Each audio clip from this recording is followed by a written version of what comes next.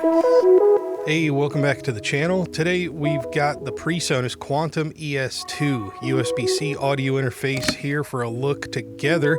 This is a 2x2 24-bit interface and one of the new lines of interfaces that PreSonus has put out since being purchased by Fender.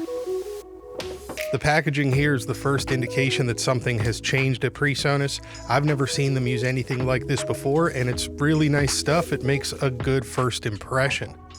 The materials they've used, on the other hand, though they do have a recycling logo on, aren't easily recyclable in many areas. I know where I live, we cannot recycle number 7 plastics, we can't recycle these compressed paper inserts, or these compressed cardboard outer boxes. I followed the PreSonus.com/recycling link they have on the outside of this box, and that took me over to a page on Fender's site about recycling information, but it's not fully fleshed out, and the Contact Us page leads you to their privacy policy, so I think we'll have to check back in the future for more updates on their recycling program. I was excited to use this unit first with my iPad Air and was able to easily download the Universal Control app, which is what the sticker on the unit says to do first. And I quickly found out that an iPad by itself cannot power this unit over USB-C. Thankfully, though, they've included a USB-C aux power input just for this situation. Now, this port is not for connecting additional USB-C playback devices. I know a lot of people have asked about that on other interfaces if that's an option. And you do have to supply your own cable and power adapter for this to work. Presumably, you could just use your iPad's USB-C charging cable. Though you should be aware that this unit right now does not pass power through to charge the iPad when you set it up in this configuration, which I think is something that would have been really nice. So yeah, you've got to make sure that your iPad is fully charged or come up with your own hub solution to connect these that can power the iPad while you're using it.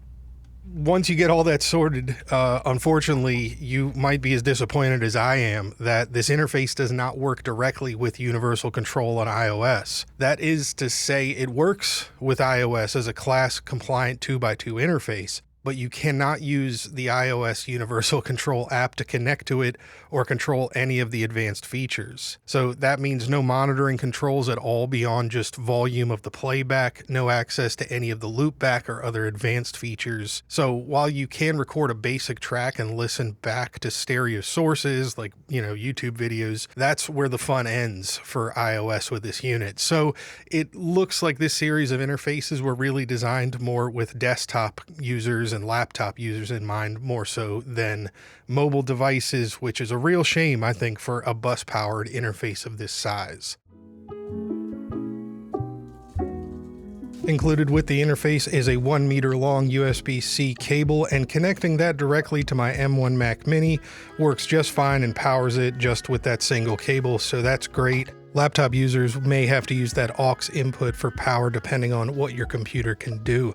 Looking at the back of the ES2 from left to right, we've got a Kensington lock opening there just below the PreSonus logo, MIDI in and out on 3.5 so you can control external synthesizers and cool other gadgets. You get 2 1/4-inch TRS outputs, those are your main outputs, and then 2 combo jack XLR and 1/4-inch unbalanced inputs for connecting those synthesizers back up and doing a thing that way. So we're into Universal Control here, and when you first load this up, this is the first window you'll see, there will be a yellow banner here on Mac telling you to go into your security settings, and you can launch it right from that banner to give it permissions. If you don't do that, this app won't work correctly, and the unit will essentially act as just a class-compliant audio device. Now, I have not been able to get this remote access on. You can see I've got an iPad on the same network, and I go to Universal Control and scan and nothing happens, but that may be down to the Ubiquiti network that I've got here in the office. And yes, I brought the unit home and it absolutely works just fine on a network that I control. As soon as I launch the app, it sees that I've got an ES2 connected and gives me all of the controls I need. So it's pretty much an identical copy of Universal Control on the Mac. There's no difference that I can tell between the two, all the same features and functions. So that's nice to have that wirelessly.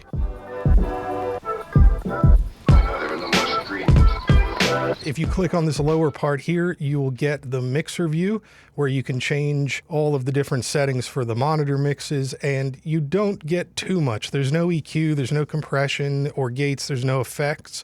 On each channel, you've got a high pass filter, phantom power switch, auto gain, which works just fine. You hit auto gain, you either talk, sing, or play the instrument that's connected up to this input, and it will gain it up to a healthy level, and it works pretty consistently. You get that on channels 1 and 2.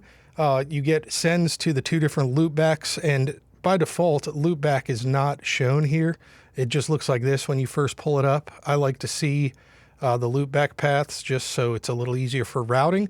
And there you go. You got inputs 1 and 2, USB 1, 2, 3, and 4. So if you're streaming and you need that feature, that could be very helpful. They've also added a couple of other features in here that if you go over to settings, you can see there is a streaming statistics window.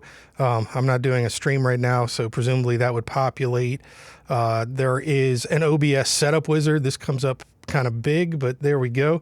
And I looked at this earlier, and I don't think this is supporting these the Quantum ES devices yet. It says the only supported devices so far for this are the Revelator microphones and interfaces. So hopefully this will get updated to include this, because that I'd like to see what it does. It sounds helpful to have a setup wizard for OBS. And then there's also an AVB audio configuration window, which I don't really know if that's supported or what that's supposed to do, because there's nothing I can edit here in these menus. But those are some of the other features over here. Preferences, you can change the general appearance, light or dark. Oh, that's super bright. Give it a nickname for the computer. Network MIDI, AVB, and touch input options here. So that is universal control. Very versatile, but simple. Again, there's no EQ or dynamics or effects like you get in those Revelator microphones in their universal control version.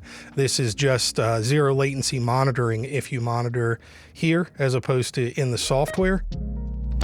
Oh, and you can also save all your presets as different scenes. So that's handy. You can load up and save scenes from this little window up here. And there's more settings. You can choose your headphone source in the settings page, choose what the mute button does. You can choose how much it dims the source, LED brightness on the actual unit itself. Again, to view or not view those loopback channels, meter decay, slow, medium, and fast, peak hold, and then colorize. I haven't been able to notice any difference when I turn that on or off, but I'm assuming it has to do with the VU meters on the unit as well. You can bypass the mixer, and you can do a factory reset, which I'm not going to do right now. So those are the controls in Universal Control, and I've been using this unit for the last few days to record this video. All the voiceovers you've heard have been recorded through this using an EV RE320, and I'm in a very noisy room, so don't make too much judgment on the noise of the preamps here. But a couple of things that I've noticed while using this is with PreSonus's driver and all the software loaded, I'm using an M1 Mac with OS Sonoma.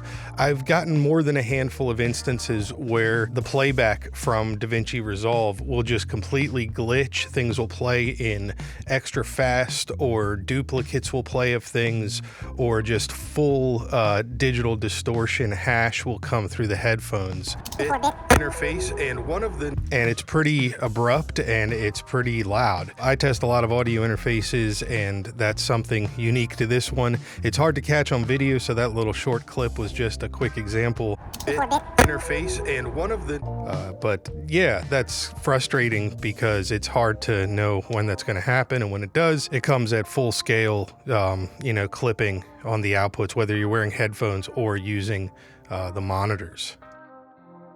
Another thing you'll notice with Universal Controls, when you first turn this on, there's no logo here. You see my logo where it says local devices, and that's my profile picture when I sign in to PreSonus.com under my account where I've got the different devices I have registered. If you go up here to manage Metro connections.